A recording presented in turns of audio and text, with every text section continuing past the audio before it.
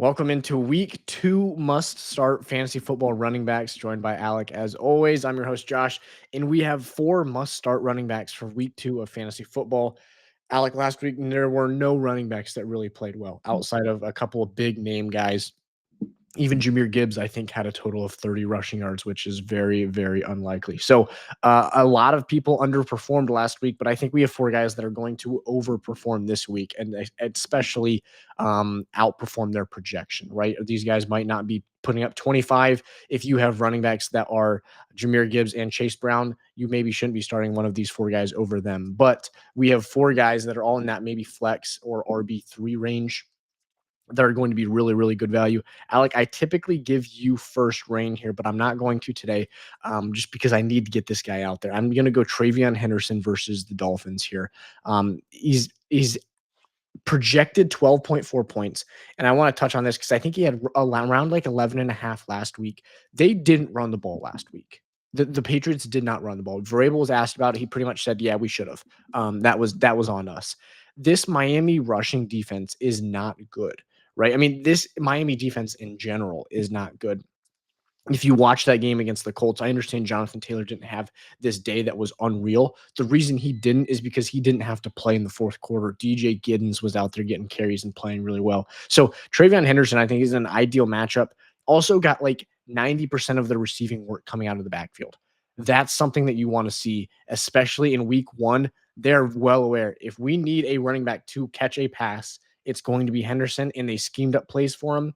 I would expect him to be in that 3 to 5 catches every single week range. And I think this is a week where if you give him 12 or 15 carries, even 10 or 12 carries, I like him to break 60, 70 yards. And if you're doing that with a couple catches in there, the floor, I think, is around that 12.45 points. I love TreVeyon Henderson this week.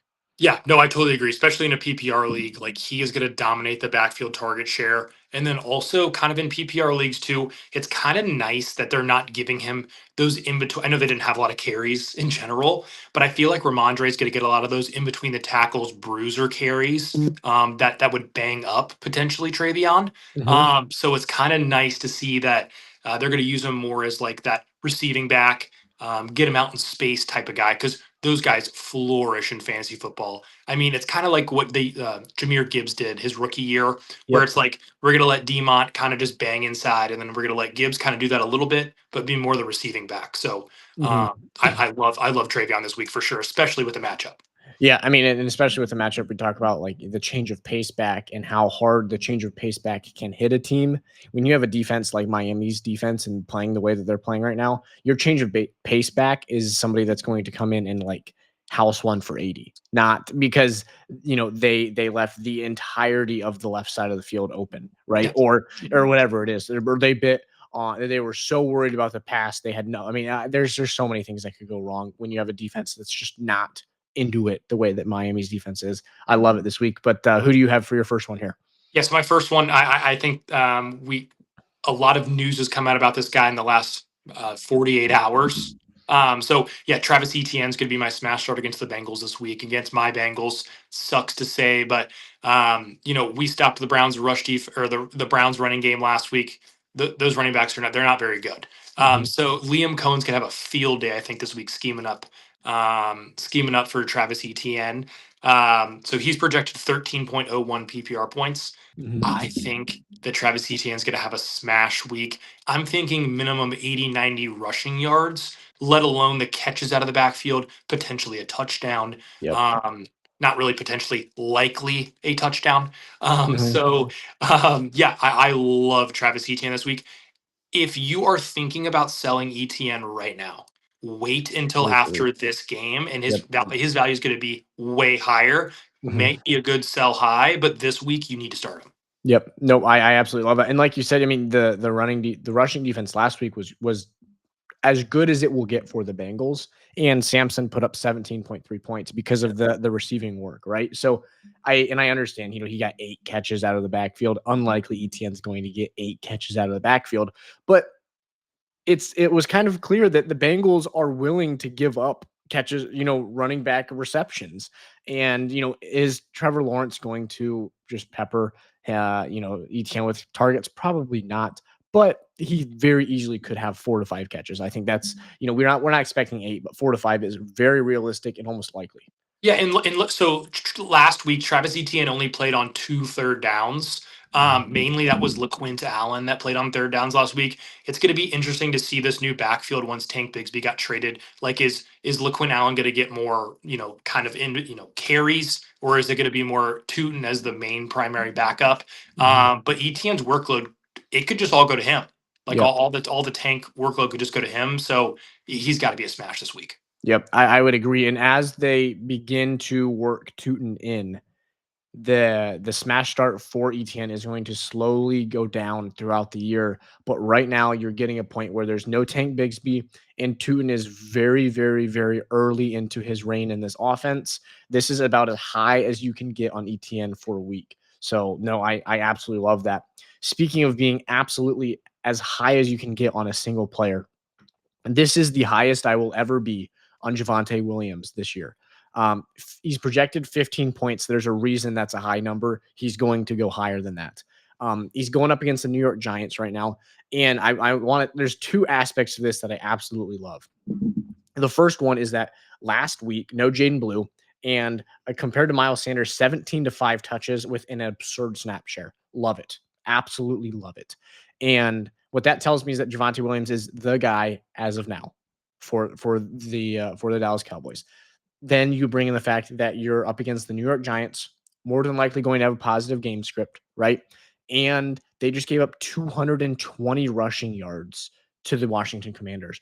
I mean, JCM, Bill Krosky Merritt had 10 carries for 80 yards, averaging 8 a carry. Dude, Austin Eckler averaged over 4 yards a carry against this team. Do you understand how absurd that is to allow Austin Eckler to average over 4 yards a carry against you in the year of 2025? Yeah. It's unheard of. So Javonte Williams this week, if you give me 15 carries against this Giants defense, he's going to have at least 70 to 80 yards and probably a touchdown. I feel very strongly that he's probably going to end up with either 100 rushing yards or a touchdown. And if you're giving me 100 rushing yards, he's going to have a couple receptions as well. I love that. 15 is a high number, but I think he actually could flirt with a 20, even 25 boom week because the matchup's just so good and there's not much competition for him. Yeah, I mean, he could definitely do it with the touchdowns. I mean, if he gets two touchdowns, he could easily get that this week. Yes, and he showed last week he is the goal line back. Yes, The goal line touches, it's going to go to him. It's certainly not going to change from last week to this week. I mean, he was great in goal line situations. You're not going to change that from last week to this week. They're going to be at the goal line several times. The offense is going to move the ball really well. The only situation in which you get burnt by this is if the Dallas Cowboys hit on 3 or 4 deep touchdowns and it is a blowout by the time it's the third quarter. But the thing is, Javonte Williams is not like a valuable running back when it comes to the organization's value on him. This is not like a Chase Brown or even like a David Montgomery, Jahmyr Gibbs, where we value this guy being healthy so much. You drafted his replacement in Jaden Blue. So when, if you have to speed up when Blue plays, I mean, it's not like they're going to be sitting here saying the second we can pull Javonte Williams out of the game, we're going to. That's my point. I love the matchup. The Giants defense, you will see them targeted by us in future episodes as well. They're awful, and Javonte is going to go over 15 points this week. Yeah. So my last guy here is David Montgomery. They're playing the Bears this week. Kind of a reunion of Ben Johnson in Detroit. So he's projected a little over 12 PPR points a game this week.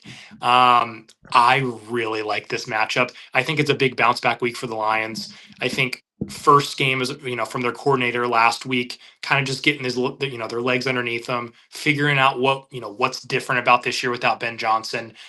Playing a very tough divisional game at Lambeau was the schedule makers made that tough for the Lions to start off the year. But yeah, no, I think Dave Montgomery bounces back. I think Jahmyr Gibbs bounces back. And if Gibbs is doing what he usually does, that frees up David Montgomery to kind of be that power back, that goal line back. And even there's a potential for a couple catches this week as well. David Montgomery last year had a career high in catches. He was kind of he had a lot more receptions last year than I thought he was going to have going into the year. So there's always that potential even this year.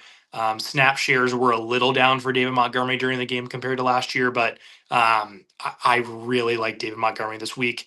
Goal line touchdown, maybe a couple catches, maybe 50, 60 rushing yards. I definitely think he's going to get over that 12.16 points. Yeah, no, I love it. And I will say too, I mean, I think you very early realized last week you could not run the ball against with the way that your offensive line was playing and the way that the Packers front seven were playing, you could not run the ball.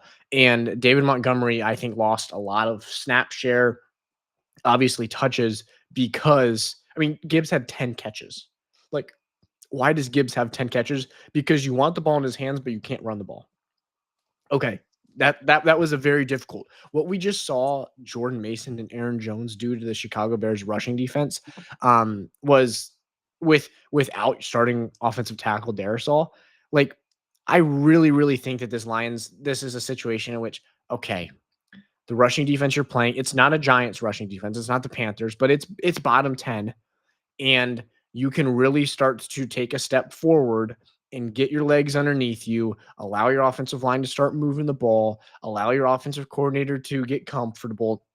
And the way that you do that is by running the ball and getting the ball out of your quarterback's hands quickly, especially given how the offensive line played last week. So I like Javonte. I like David Montgomery because I think that realistically it's going to be the game plan that favors running the ball. Let's establish the run game.